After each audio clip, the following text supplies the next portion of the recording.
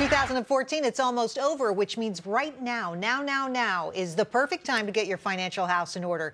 Tonight, we are kicking off our user's guide to year-end financial planning, starting with taxes. I'm afraid to say, but stay put because we've got some great advice for you.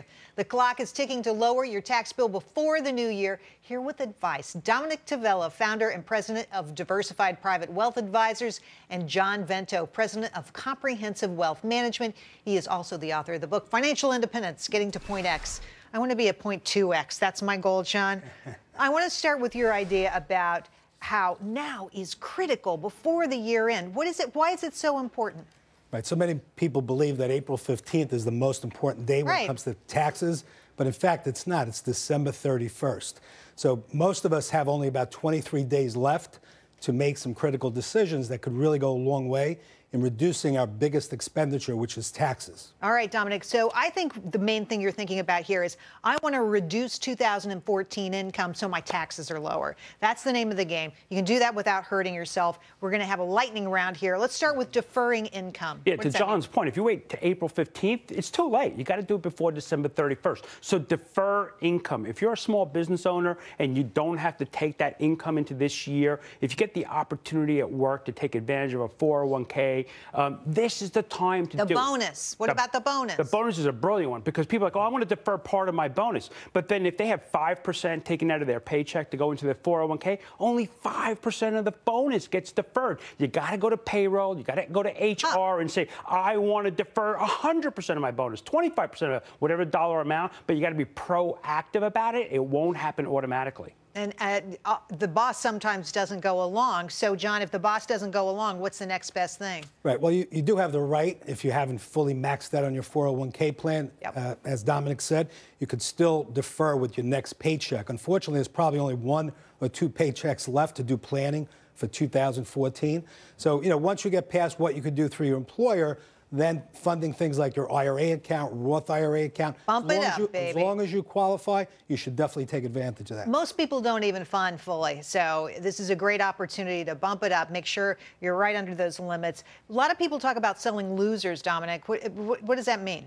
Well, usually this time of year is when we want to talk to people about harvesting losses. People are like, oh, I'm down and I don't want to sell it. But the government's going to reimburse you through tax savings for getting rid of that loser. Well, you're allowed to offset your profits with your losses. 100% of your losses of your profits, 100% of your losses plus $3,000, right, John? So you're allowed to save tax. The government's going to be a partner in those losses.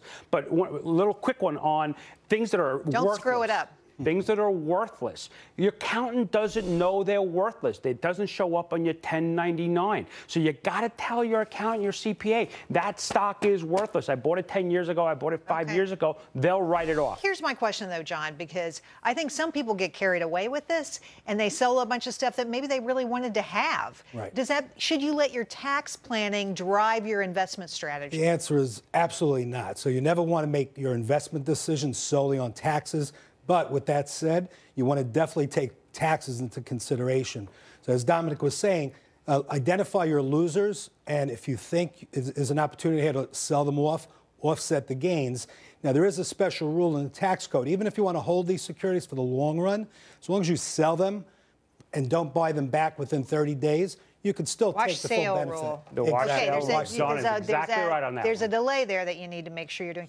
One of the things that I know a lot of people do, and a lot of people here actually do, they have these FSA accounts, these accounts that you set aside money pre-tax. They build all this money up to pay for, say, health benefits, and then they never use it, and the money goes away. What do you say, Tom? It is a use it or lose it system. So it's great. It's pre-tax dollars that goes into your account. You're supposed to pay for your medical benefits, but you show up on December 31st, you haven't used it all, it goes away. So this is where you got to be proactive these last few days. Look at that account. Pay for your kids' medical checkups, pay for reimbursements, but use that money or it's gone. Use it or lose it. Go get some classes, for goodness sakes. John, a lot of people out there, they don't know about the 401k catch-up. If you're over 50, what can you do?